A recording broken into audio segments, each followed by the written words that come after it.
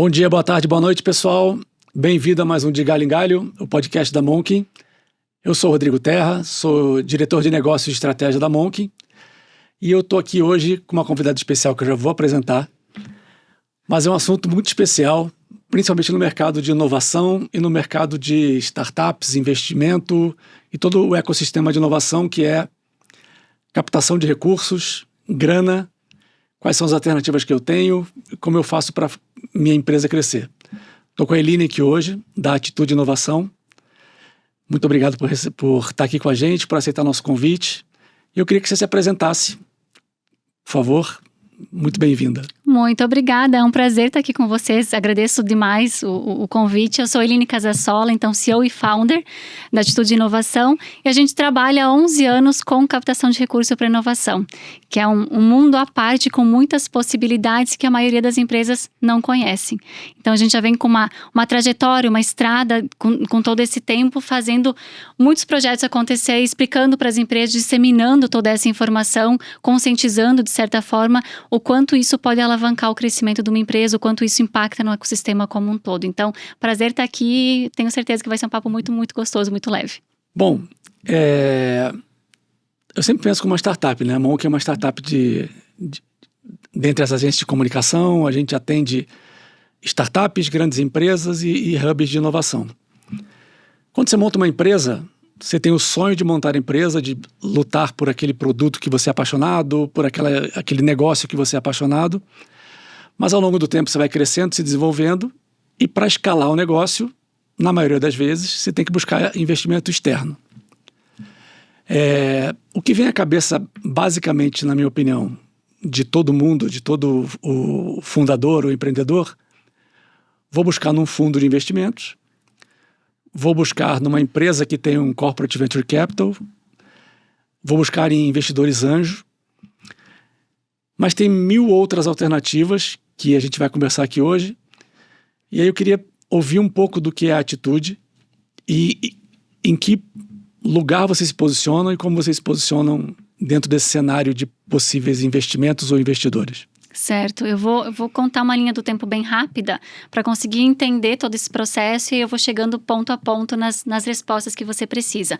A gente começou há 11 anos atrás, então, em Pinhalzinho, Santa Catarina. Então, vocês são também de Santa Catarina, somos Sim. Conterrâneos, só que a gente estava do outro lado do estado.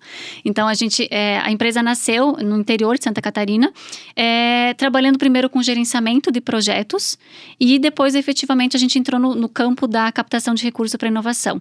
Então, há 11 anos atrás, quando a gente começou a trabalhar com isso, a inovação já era um tema presente, mas ela ainda era incipiente. Né? Ela vem crescendo ao longo do tempo, ao longo dos anos.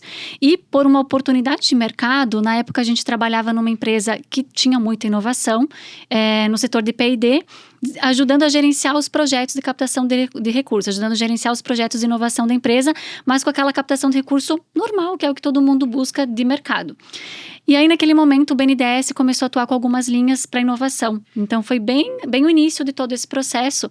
E, na época, era uma linha chamada MPME Inovadora, que ela tinha uma taxa de juro de 4% ao ano fixa, com 2 anos de carência e 8 anos de amortização. Então, era um cenário maravilhoso, onde a empresa ela poderia buscar esse dinheiro, e era um financiamento para inovação, mas que com esse prazo de 2 anos, ela ia conseguir desenvolver o projeto, colocar no mercado e efetivamente com o que ela já ia monetizar do resultado desse produto ou serviço, ela já iria conseguir pagar o financiamento, que eu entendo que efetivamente, inicialmente, esse era o objetivo do governo, que você conseguisse tracionar, que ele conseguisse de certa forma viabilizar para que as empresas conseguissem captar esse recurso e fomentar a inovação nacional cada vez mais. Então a gente começou lá atrás com o BNDES, durante alguns anos, e aí o BNDES acabou alterando um pouco a taxa de juros e acabou se tornando um pouco mais alto. Só que olha como as coisas acontecem da forma que elas devem acontecer. Quando o BNDES estava se tornando não tão atrativo, a gente ficou extremamente preocupado, porque na época a gente trabalhava só com financiamentos para inovação, não trabalhava lá com a subvenção, que é o fundo perdido, que eu vou entrar depois mais detalhadamente. Só que no mesmo momento que o BNDES aumentou a taxa de juros, a FINEP, que é a financiadora de estudos e projetos do governo federal, ela acabou descentralizando as linhas de crédito para bancos intermediários trabalharem. Então, como que funcionava até então? Eu até conseguiria trabalhar com FINEP, mas era para empresas que faturavam acima de 300 milhões por ano ou para projetos acima de 15 milhões. E daí não é uma realidade de startup. É super restritiva. Exatamente, ou de empresas menores. Então, o que aconteceu? No momento que ela permitiu essa descentralização do crédito, qualquer empresa poderia estar buscando projetos abaixo de 15 milhões e empresas que faturavam abaixo de 300 milhões. Então, abriu um leque gigantesco. E aí, o que a gente fez? Na época, nós já trabalhávamos com o BRDE, que é um banco regional do sul do Brasil, Paraná, Santa Catarina e Rio Grande do Sul, e eles estavam aptos já a trabalhar com FINEP, e a gente começou a trabalhar com financiamentos para inovação via FINEP. E aí, olha que interessante. A empresa podia desenvolver o projeto de inovação custeando tudo que estava envolvido no projeto. Então, desde obra civil, compra de máquinas e equipamentos nacionais importados, pagamento de colaboradores, então equipe de P&D relacionada ao projeto, serviço de terceiros, até o nosso serviço de consultoria entra junto nas rúbricas financiáveis do projeto e até a parte de marketing e comercialização. Então, ou seja, é todo o escopo que abrange tudo que a empresa precisa para desenvolver um projeto de inovação. E aí a gente começou a trabalhar com o FINEP através dos bancos intermediários, com um pouco de receio no começo, porque era novo para todo mundo, e graças a Deus começou a dar certo.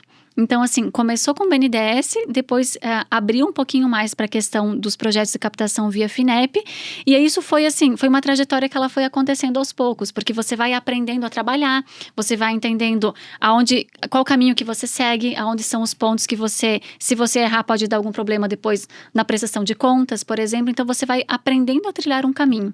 E a gente foi trilhando esse caminho inicialmente com o cliente, e ele deu toda a abertura para a gente testar e errar. Isso foi extremamente importante para o começo da empresa. Porque quando a gente começou com esses projetos, a gente não sabia como fazer. Você trabalhava numa empresa e conseguiu crédito para essa empresa. Mas eu já trabalhava com o gerenciamento de projetos. Tá. E aí apareceu a oportunidade de captar recurso para inovação. Então, não é que a atitude de inovação nasceu captando recurso para inovação. A gente nasceu com uma oportunidade de gerenciar projetos de P&D. Tá bom. E a captação de recurso, isso que eu queria. Ela aconteceu no meio dessa história. Perfeito. Porque como a empresa já era inovadora, os próprios bancos começaram a procurar as empresas inovadoras oferecendo esse crédito. Só que o que acontece? Não é só você ir lá e fazer um financiamento como em bancos tradicionais. Você precisa elaborar um projeto de inovação. Então, escrever um projeto, explicar o que é essa inovação, quais são os diferenciais, tem toda uma metodologia em cima disso e organizar um cronograma físico e financeiro que realmente faça sentido do que você vai precisar adquirir. Por que você precisa desse dinheiro? Então, como a gente já trabalhava com o gerenciamento de projetos, para a gente já era normal, de certa forma, trabalhar assim com escopo de projetos. Então, a gente só enquadrou isso primeiro dentro do BNDES e depois dentro da FINEP, para aprender a fazer todo o trâmite que é obrigatório em cada um desses entes. E aí, efetivamente, deu certo nessa primeira empresa e a gente percebeu que era um modelo replicável. E aí, nós começamos a fazer em outras empresas também. E aí, nesse meio tempo, a gente cresceu com filial no Paraná.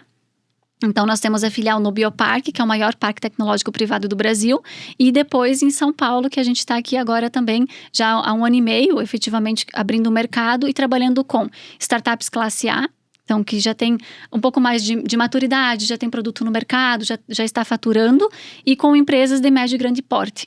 Então, existe assim, várias formas de você captar recurso, com linhas temáticas, existe o financiamento para inovação, e também o que todo mundo gosta, que é a subvenção, que é o popular fundo perdido, né? O que é a subvenção?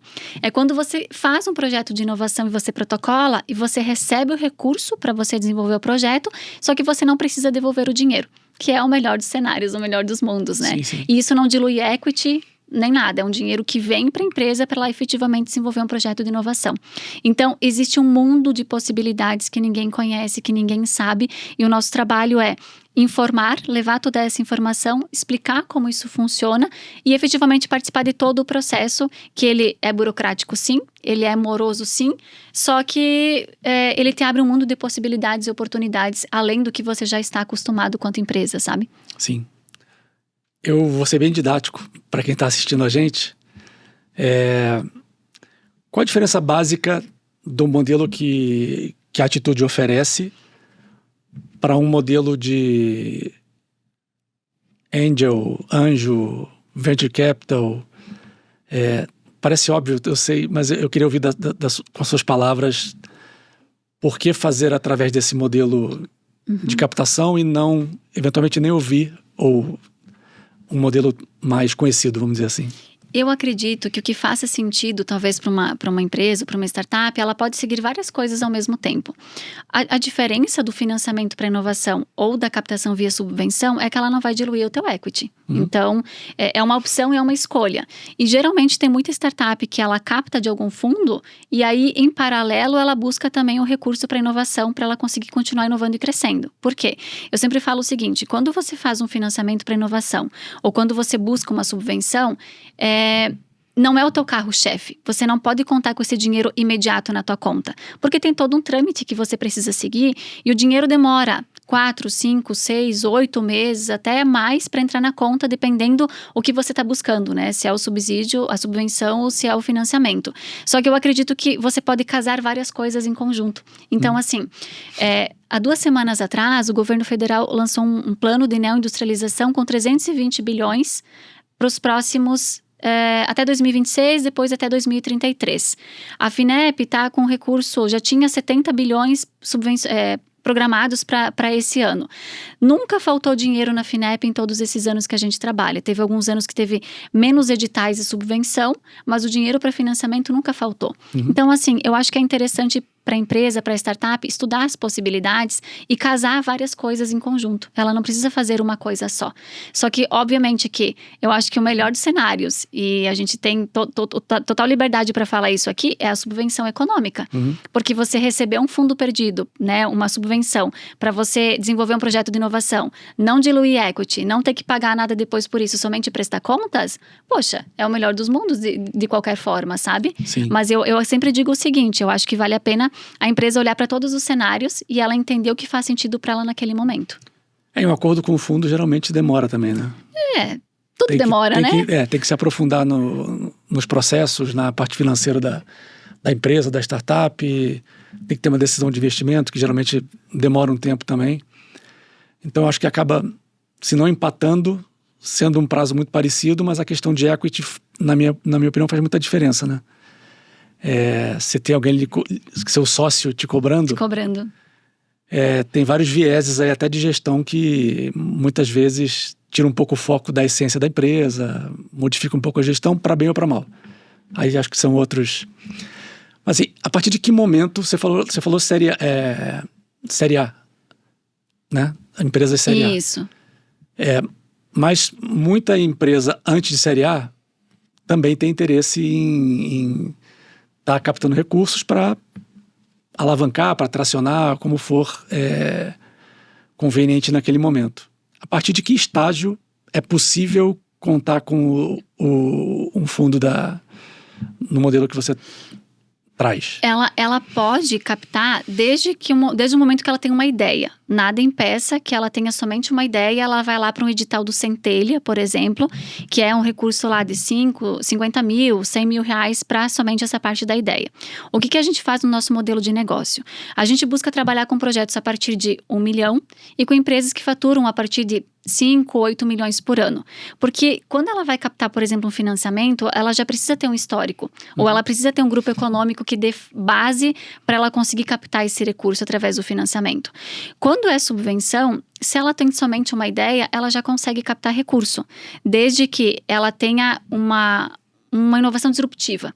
Então, assim, mas quando eu falo só a ideia, eu tenho uma ideia, eu estou validando essa ideia, talvez eu já tenha um primeiro MVP e eu preciso seguir os passos com isso para frente, eu preciso seguir adiante, porque pensa comigo, o que a FINEP vai avaliar, por exemplo? Não tem somente a FINEP, tem outras fontes de fomento, mas a FINEP vai olhar a tua capacidade de desenvolver um projeto de inovação. Então, efetivamente, você tem pessoal capacitado para isso? Quais são os passos que você vai fazer para desenvolver essa inovação? O que pode dar errado no meio disso tudo? Qual que é o mercado? Tem mercado para isso? O mercado nacional? Quais são os requisitos, os indicadores? Qual que é o plano que você tem no meio de tudo isso para fazer acontecer? E depois que a tua ideia estiver pronta, como que você vai comercializar tudo isso? Então, você tem que ter um plano condizente do que você vai fazer. Eu entendo que quando você tem somente uma ideia, isso não está maduro. E aí você vai fazer um projeto de inovação e você não vai ter informação para colocar no papel. Então, por isso que a gente escolheu trabalhar com empresas a partir de startup classe A, que já estão um pouco mais maduras, que facilita a escrita do projeto e facilita todo o processo de captação. Mas eu quero aqui deixar claro que existe subvenção para quem está iniciando também. Só a gente não trabalha com... É uma questão de a gente não ter foco para quem está bem no comecinho do projeto. A gente acabou se especializando nesses anos, criando uma metodologia própria para a gente faz mais sentido projetos a partir de 1 milhão, sem teto específico, mas porque a empresa já está um pouco mais madura, sabe? Facilita o nosso processo de captação. Tá. Quem está ainda está fora da classe A, onde pode buscar esse tipo de informação? Olha, falando de São Paulo, falando de Brasil, todo estado tem uma fundação de amparo, que chamam de FAPES, né? Aqui em São Paulo é a FAPESP, Santa Catarina é a FAPESC, Paraná é a Fundação Araucária. Então, digamos que é um dos órgãos máximos de cada estado que tem recurso para inovação. Então, pode estar buscando nas fundações de amparo. E aí é um trabalhinho assim, entra lá, buscar e ver o que tem edital aberto. FINEP, entra no site e dá uma olhada no que tem edital aberto. Então, a FINEP, por exemplo, tem o FINEP Startup, que é de certa forma, um programa específico para startups também. Então, assim, é muito ir atrás, é buscar informação. Hoje não tem nenhum lugar, nenhum site específico, por exemplo, que você entre e você encontre tudo que tem digital aberto. Tem alguns sites que trazem algumas informações, mas assim, é garimpando, é indo atrás, é buscando cada vez mais e você tem que ir lá no Ministério da Ciência e Tecnologia, vai lá nas notícias e você vai buscando. O Senai tem muita coisa, Sebrae tem algumas coisas. Então, é ir buscando e afunilando toda essa pesquisa, sabe? É dessa forma. A oportunidade é gigantesca, né? Mas era importante para a gente aqui, para quem está assistindo, a gente tangibilizar um pouco. Eu acho que a partir de exemplos a gente consegue exponenciar o papo, né? O que você tem para mostrar para a gente de cases que você já realizou através da Atitude e que viabilizaram negócios para empresas? Eu vou falar do nosso case mais antigo e talvez o mais representativo para a Atitude e Inovação, que é uma empresa de Santa Catarina, que foi o nosso primeiro cliente, que é a Azagonel S.A. Ela sempre foi um laboratório para a gente, porque quando saía algum edital novo, algum programa novo, eu testava, né? A gente testava na Azagonel, se desse certo a gente levava para as outras empresas. Legal. E eles sempre foram muito abertos para a gente fazer esse teste internamente. Então, assim, eu vou dar o exemplo da Azagonel. Eles já fizeram todas as possibilidades que a gente já levou para eles. Então, edital, financiamento via FINEP. Né, a gente começou com isso lá atrás, fizeram financiamentos via BNDES, fizeram Embrapi, que é um modelo onde você desenvolve um projeto de inovação com parte subvencionado junto com unidades Embrapi, que o governo federal, de certa forma, autoriza, ou eles... tem uma palavra, o governo federal, ele ajuda universidades a estarem aptas a desenvolverem projetos junto com empresas, e ele concede parte do recurso, e aí é um programa Embrapi. Eles já fizeram subvenção econômica, já fizeram programas onde você consegue recurso para contratar bolsistas para desenvolver projetos de inovação. Então, a gente já fez vários projetos com eles, e o último que a gente fez, que lançou faz pouco tempo, é uma ducha, e aí é um case bem interessante, porque assim, chuveiro, o que tem inovação em chuveiro, né? Sim. Se você for pensar. E a inovação, às vezes, ela tá nos detalhes, né? É um chuveiro com um aplicativo, e até aí tudo bem, uma ducha eletrônica, mas o interessante é que esse chuveiro, eu consigo me cadastrar dentro do aplicativo, eu consigo controlar o tempo do meu banho, na temperatura ideal. Legal. E eu consigo ter um controle, por exemplo, da minha família, marido e filhos. Então, eu sei lá que o Joãozinho, ele toma banho frequentemente, em 15 minutos, com a temperatura de 39 graus. Então, eu posso programar que quando o Joãozinho vai tomar banho, é 15 minutos nessa temperatura. Só que o que é bacana também desse aplicativo? Eu consigo controlar o tempo de banho, que aí entra a questão da sustentabilidade. Exatamente. Então, assim, eu consigo programar que o meu filho vai lá e vai tomar um banho de 15 minutos. Então, passou 5 minutos, ele dá lá um bip, um aviso sonoro, um aviso luminoso. Passou 10 minutos, novamente. No 15, corta energia. Então, assim, o Joãozinho vai tomar banho? Frio. Vai, mas ele vai tomar banho frio. Então, qual que é a inovação em toda essa história? Primeiro, você conseguir conectar a tecnologia a um chuveiro. E segundo é a questão dos dados, porque ninguém hoje tem a informação do tempo de banho, de como que é o banho do brasileiro. É uma informação que não existe. Verdade. Então, assim, pensa comigo, né? A Zagonel desenvolvendo esse produto, ela vai trazer a comodidade para o cliente, que pode ter o controle do banho, uma forma mais confortável para tomar banho. Segundo, ela vai conseguir ser uma empresa sustentável, trabalhando com produto sustentável e fazendo com que quem tome banho tenha também mais uma visão de, poxa, estou gastando muita água, estou gastando muita energia. E terceiro é você ter os dados e você conseguir entender qual é o perfil do teu cliente. E você desenvolver novos produtos com essa inteligência, efetivamente para esse público, com o que ele gosta, com o que ele prefere e como ele funciona. E aí eu sou um case prático da Zagonel, porque quando saiu as primeiras 12 duchas, que eram os primeiros protótipos, foi instalada uma na minha casa. E aí os primeiros protótipos não tinham aplicativo, mas a ducha ela tem um visor onde você consegue ficar lá olhando, controlando o tempo de banho, a temperatura e mais ou menos quantos litros de água você tá gastando no banho. E aí foi um susto para mim, porque mulher, cabelo comprido, né? A gente esquece que tá no banho. E quando eu percebi que eu gastava, sei lá, mais de 100, 150 litros de água num banho, gente, sério, eu pensei, meu Deus, está na hora de rever os meus conceitos.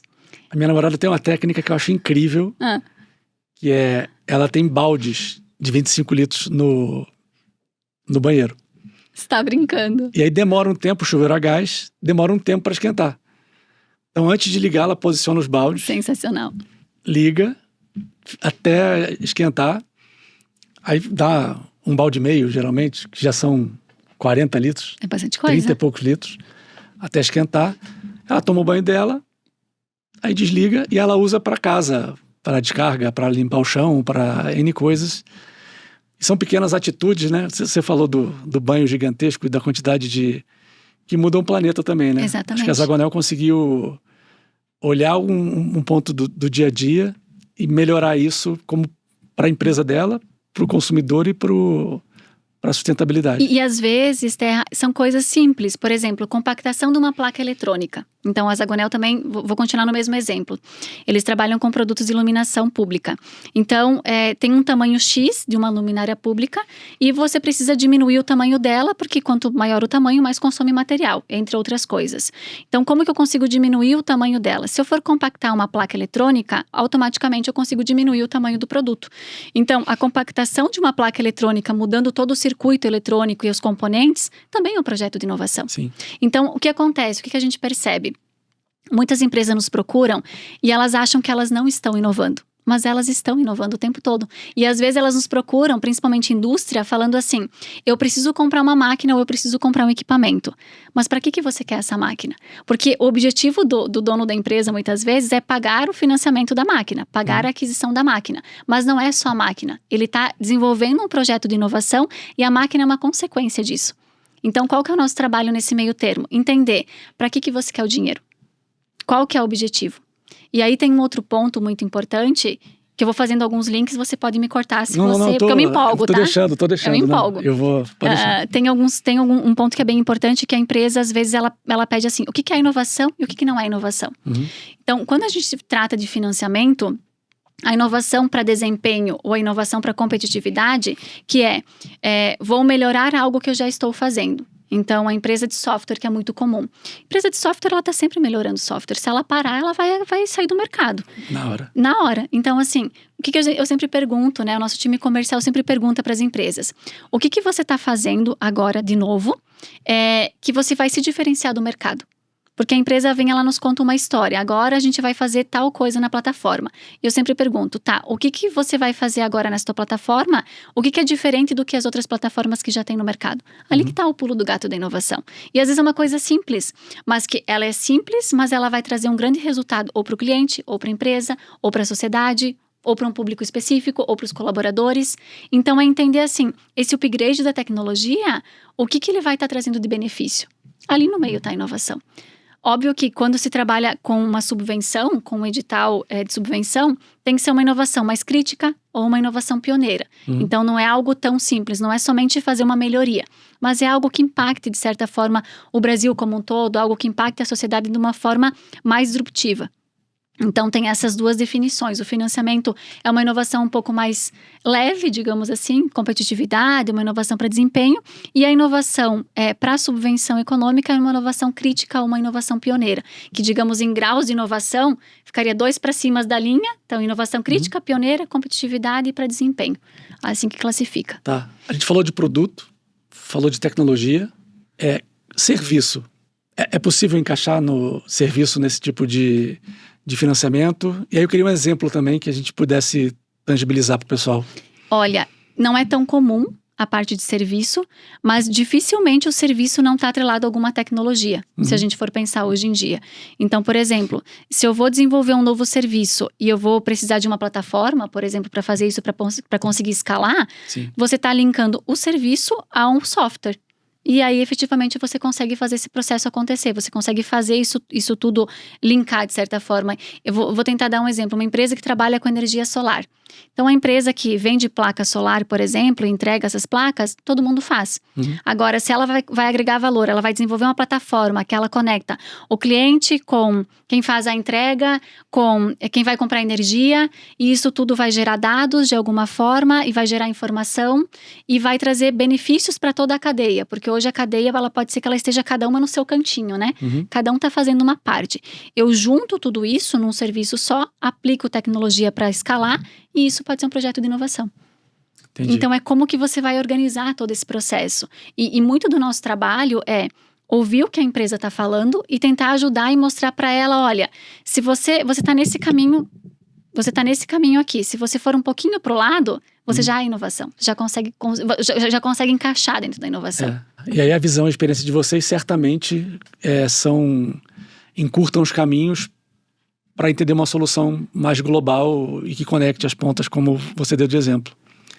Eu estava pensando aqui, classe A já passou por muita coisa.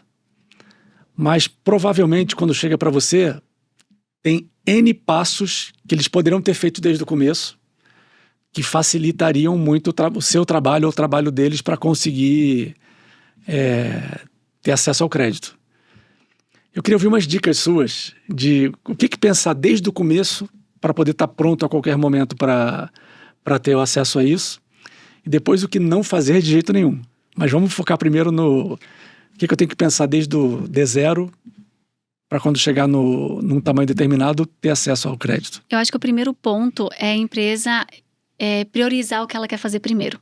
Porque assim, quando a gente fala de subvenção ou do financiamento, que é um dinheiro... não digo mais fácil, mas assim, uma subvenção, poxa, você receber um fundo perdido e não precisar devolver, não precisar diluir equity, ele é maravilhoso. Quando a gente fala para as empresas sobre isso, elas querem tudo.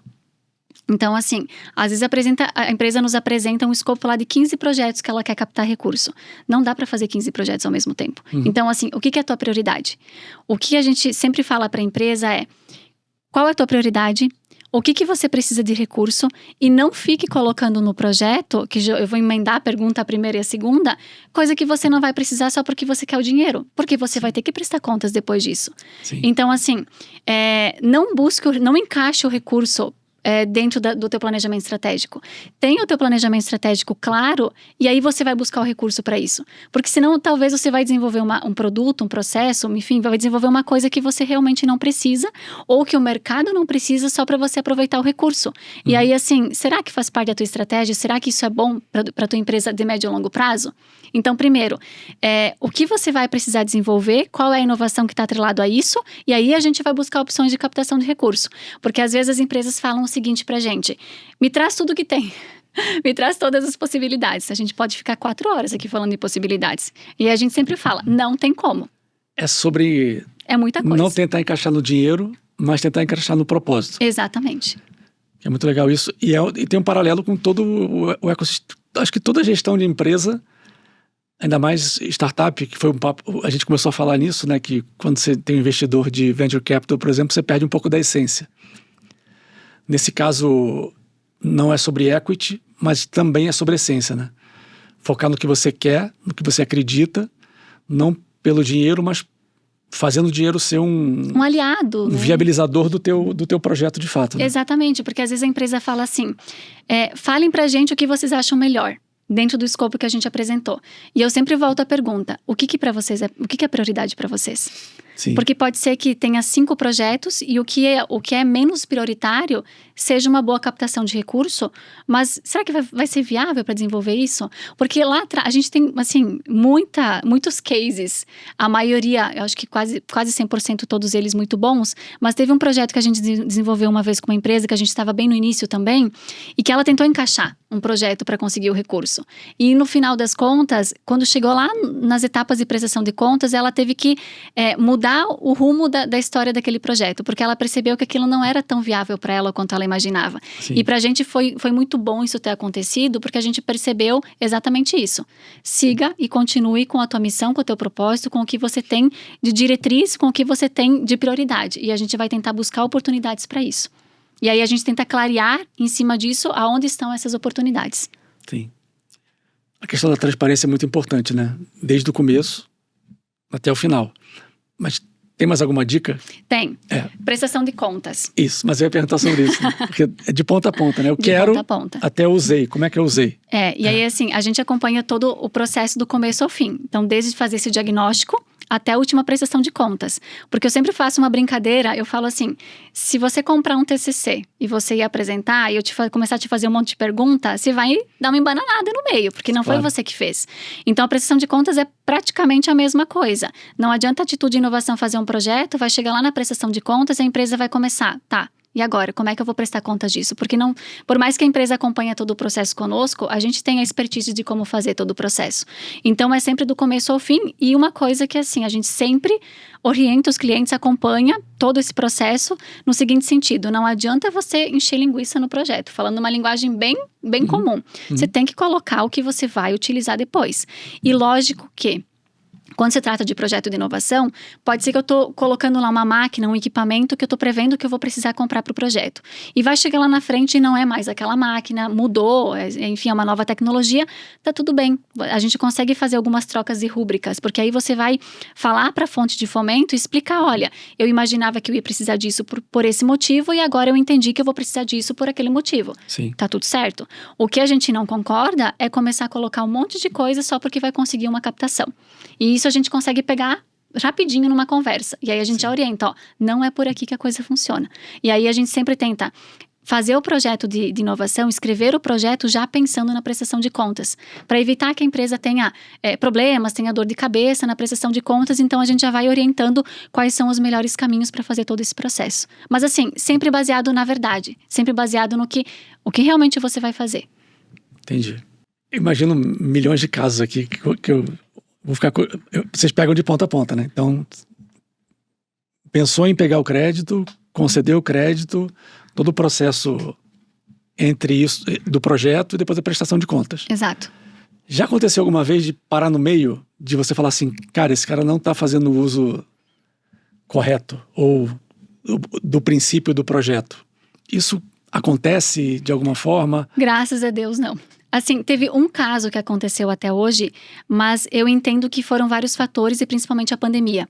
Que essa empresa, efetivamente, ela acabou sofrendo muito com os impactos da pandemia e ela acabou tendo que postergar a prestação de contas. Então, eu tenho um prazo para prestar contas e a gente teve que formular um documento, encaminhar para a FINEP, explicando que a gente ia precisar prorrogar mais 1 ano e meio a prestação de contas, explicando os motivos. Então, esse foi o único...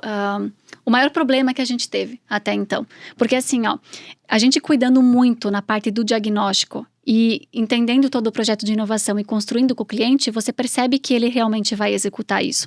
Claro que ele pode ter problema no meio dessa história de crédito, ou várias coisas podem acontecer, mas eu acho que a gente tem muita sorte nesse ponto, sabe? Graças a Deus, a gente tem, assim, ótimos clientes que sempre executam os projetos e que sempre fazem novos projetos.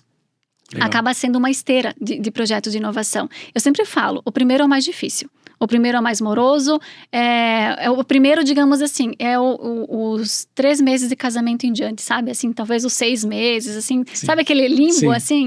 É o primeiro projeto de inovação. Depois que você entende todo o processo, você entende a morosidade, entende como que funciona, os projetos, os próximos, eles vêm acontecendo de uma maneira mais tranquila.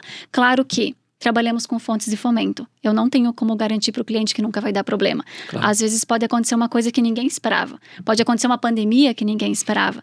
Mas assim, todos eles têm seguido assim, um trâmite correto, sabe? Tem seguido um trâmite assim, que todo e qualquer problema que tenha acontecido, eles são contornáveis. Então, por quê? Porque a empresa é correta, a empresa está fazendo o que é certo e realmente ela está desenvolvendo um produto para levar para o mercado. Então, acho que por isso que a premissa de antes que eu comentei é tão importante. Se ela está fazendo o que está alinhado à estratégia dela, vai dar certo. Teve algum projeto que você... Tem um menino dos olhos que foi o teu primeiro cliente que te fez aprender muito, testar muito, e isso é um presente, né, que a gente recebe quando tem alguém que está disposto a apostar com você. Mas teve algum projeto que te tocou? Fala assim, putz, essa proposta aqui é maravilhosa, eu vou pegar, botar debaixo do braço e vou fazer acontecer. Tem muitos. Porque nós não temos um segmento específico que a gente trabalha. É toda empresa que trabalha com inovação. E é muito engraçado porque eu e o meu time, a gente sai das reuniões e aí os bastidores que ninguém vê, é assim, meu Deus, eu não acredito que essa empresa está fazendo isso. Sabe, assim, tem alguns projetos de inovação que você pensa, cara, isso é inacreditável. Como que eles conseguiram ter a ideia e pensar uma coisa tão doida? Então, recentemente a gente fez uma captação, uma subvenção, que a empresa recebeu 8 milhões, fundo perdido, né, subvenção econômica, para desenvolver um projeto de inovação, que a empresa, ela capta a energia do ar e ela transforma essa energia para alimentar sensores da indústria 4.0.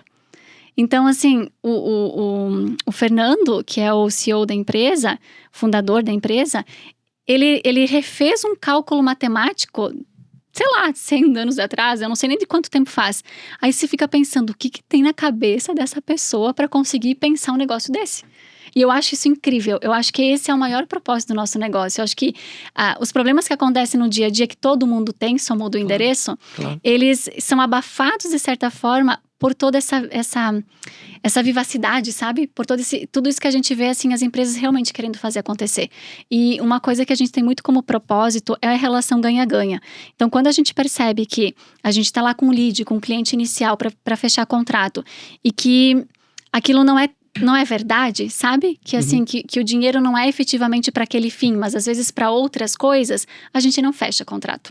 Legal. Sabe por quê? Tem tanta empresa boa precisando de recurso e tem tanta possibilidade para essas empresas crescerem que a gente tem muito essa questão assim de crescer fazendo o que é certo. Sim. E eu acho que esse é um ponto muito importante, porque hoje nós recebemos muita indicação de clientes, dos bancos, de outros clientes. A gente é muito validado, nosso NPS é 9.8. Nossa. Então é um excelente NPS, eu tenho muito orgulho de falar isso. Tem meta de crescimento, não? Que se eu tiver... quero 10, né? Eu quero 10, esse NPS tem que ser 10, todo mundo sabe, no time tem que ser 10. Mas assim, no seguinte sentido, as empresas nos indicam porque a gente busca fazer um bom trabalho. Nós erramos, sim, todo mundo erra, só que assim, é tentando sempre fazer o melhor e sempre fazer o que é certo. Se você trabalha fazendo o que é certo, você vai colher o resultado em algum momento. Sim. Esse é o ponto. E isso resolve aquela minha questão de projetos que eventualmente não dariam certo ao longo do período. O filtro que você faz de modelo, propósito, características é muito importante, certamente. Tem alguma região do Brasil que fomenta mais? Algum lugar que tem recurso disponível, mas tem pouca procura? Para a gente tentar saculejar um pouco o mercado que pode estar parado em algum lugar e não está vendo oportunidade do lado dele. Quem mais capta recurso para inovação, falando de financiamentos, é o Sul, Paraná, Santa Catarina e Rio Grande do Sul.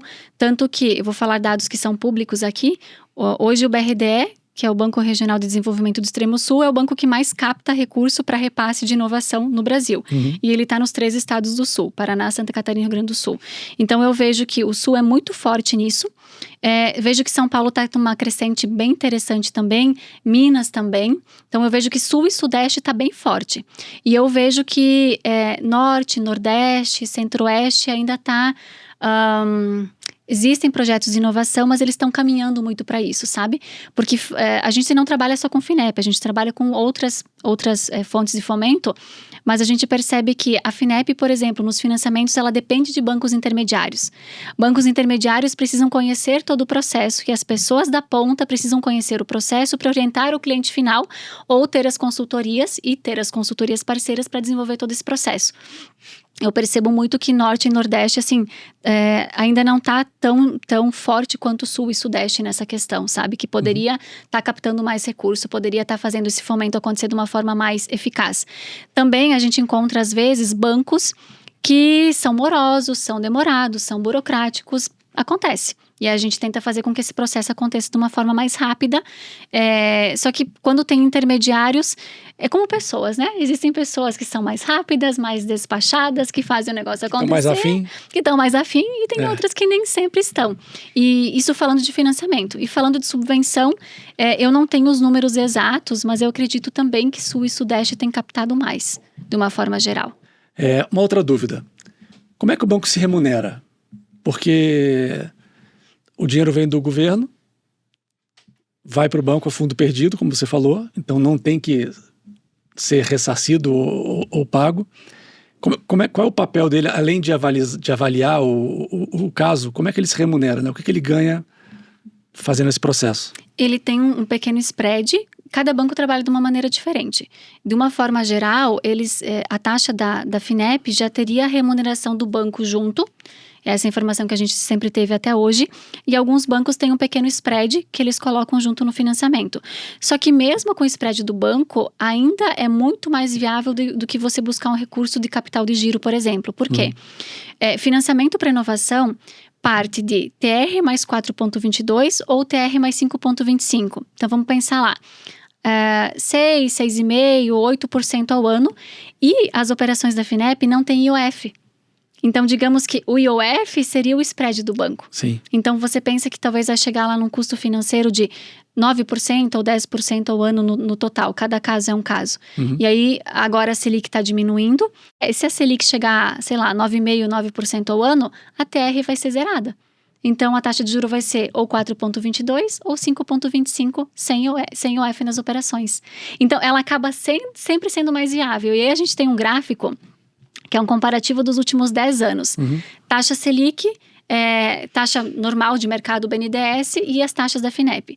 Mesmo quando a Selic estava lá embaixo, 13,5, 3 ponto alguma coisa, ainda era vantagem você captar a FINEP. Porque eu tenho também 2 a 4 anos de carência e eu tenho de 8 a 11 anos o prazo total de amortização.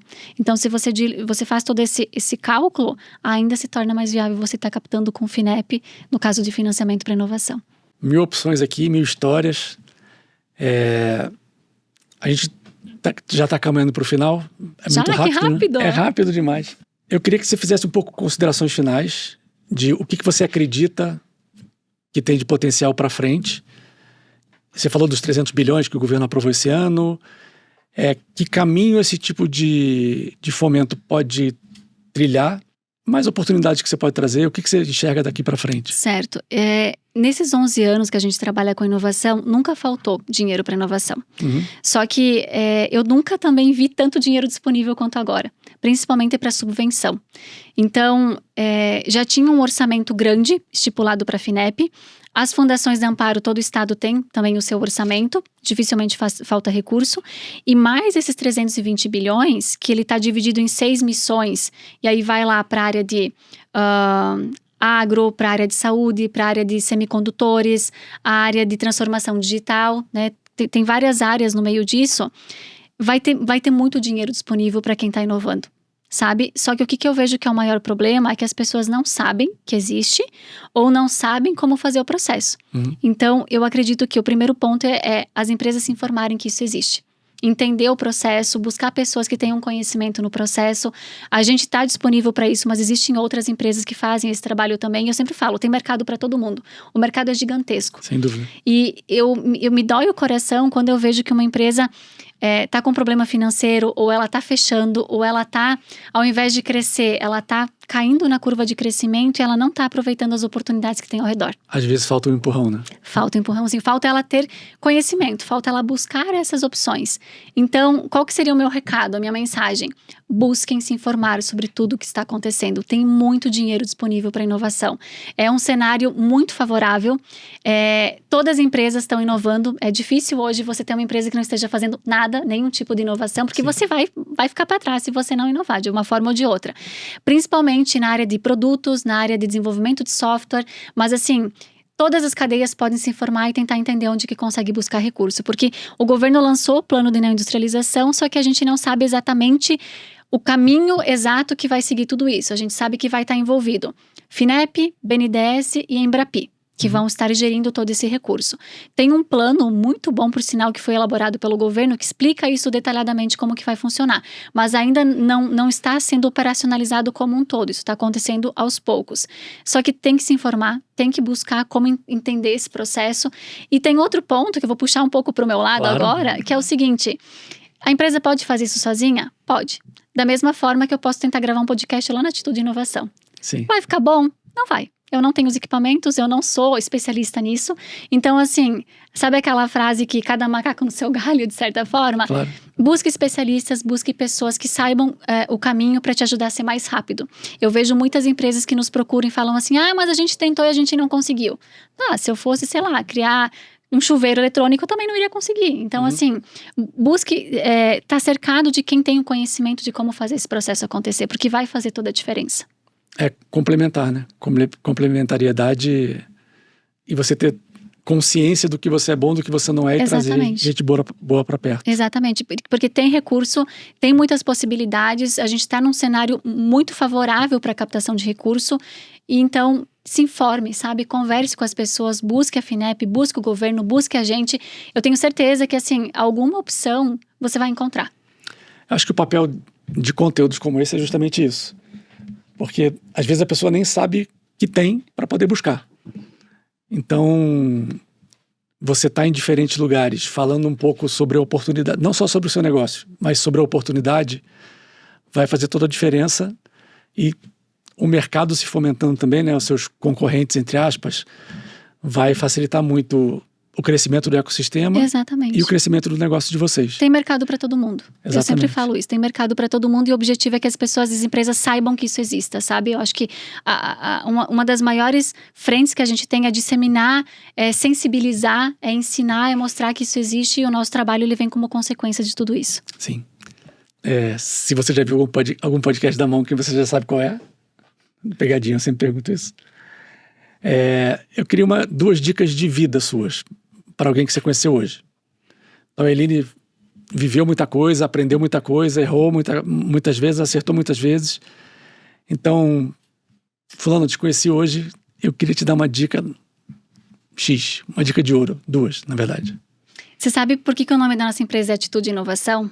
Porque sem atitude, ninguém faz nada. E eu sei que isso parece uma coisa assim, é normal, todo mundo fala isso. Tem que tirar a bunda da cadeira e fazer acontecer. Sim. Ninguém vai vir pegar você pela mão. Então, sempre que eu falo com as empresas, falo com o meu time, gente, vamos parar de mimimi, vamos parar de ficar achando problema e vamos procurar a solução e vamos fazer acontecer. O empreendedor sofre muito, a gente sabe disso, só que para de procurar problema e vai procurar a solução. O tempo que tu gasta, a tua energia que você gasta pensando naquele problema que não se resolveu, você já poderia ter solucionado aquele problema. Então, assim, eu sou muito prática, é muito do meu perfil. Legal. Solucione. Dê um jeito, dê teus pulos, como a gente fala no Sul, e tenha atitude e faça acontecer. Busque como resolver o problema. E o outro ponto que eu acho bem importante ajude as outras pessoas que estão pelo caminho, sabe? Porque não é tudo sobre dinheiro. O dinheiro ele é necessário, é importante, a gente precisa, mas é tudo que eu comentei até agora. Tem mercado para todo mundo, né? Então, assim, eu não precisa que todo mundo seja cliente da Atitude. Eu quero que as pessoas nos procurem, que a gente ajude a viabilizar os projetos. Mas, assim, o que você pode fazer para contribuir para que a informação chegue até onde precisa chegar? O que você pode fazer para melhorar o teu pedacinho em toda essa história? Porque se eu ficar esperando que o governo faça, se eu ficar esperando que você faça, qual que é a minha atitude sobre isso? Qual que é a minha parte sobre isso? Sim. Eu acho que a gente precisa chegar no final do dia e ver que o dia valeu a pena, Alguma coisa tem que ter valido a pena no teu dia, porque senão você tá só sobrevivendo Sim. e não vivendo, e fazer a tua parte e fazer acontecer. Pô, perfeito. Bom, muito obrigado. Muito legal. A gente já vem conversando sobre projeto junto, sobre como a Monk eventualmente a gente podia trocar experiências e até serviços. E foi muito bom te ouvir, te trazer para cá e poder dividir com mais gente essa oportunidade que de fato está escondida, mas empresas como a Inovação, pessoas como você que tem esse propósito, essa atitude de fato e essa vontade de ajudar, que eu estou tentando unir aqui toda a nossa conversa numa frase, né, em algumas palavras, fazem muita diferença para as pessoas, para o mercado, e é muito bom saber que tem propostas como a sua e propostas como a da Atitude. Mais uma vez, obrigado por ter aceitado o nosso convite. Fica aqui o convite de novo para qualquer coisa que você queira divulgar, qualquer oportunidade que você queira trazer. E obrigado, pessoal. Até a próxima. Eu que agradeço. Obrigada por terem me convidado. Eu não sei se eu comentei já com vocês que eu sou fã da Monk desde que eu vi vocês lá na CAT há um tempão atrás. Que legal. Porque eu vi a Monk pela primeira vez, eu pensei, nossa, como eles são diferentes. Como eles são inovadores, já nasceram inovadores de certa forma. Então, é uma grande honra estar aqui, de verdade. Muito obrigada por ter me convidado. Que bom. E assim, a gente está à disposição de vocês, à disposição de quem quer entender um pouco mais. Siga a gente nas redes sociais, Atitude e Inovação, LinkedIn, site, Instagram, enfim. Porque a gente lança muita informação, a gente tenta condensar as informações para deixar mais simples. Então, a gente está à disposição e, nossa, muito obrigada, foi um prazer. @Atitude Inovação. Instagram, isso. E o site atitudeinovação.com.br. Show. Muito obrigada. Obrigado, Eline. Obrigado, pessoal. Até o próximo De Galho em Galho, podcast da Monk. Foi um prazer estar com vocês de novo. Até a próxima.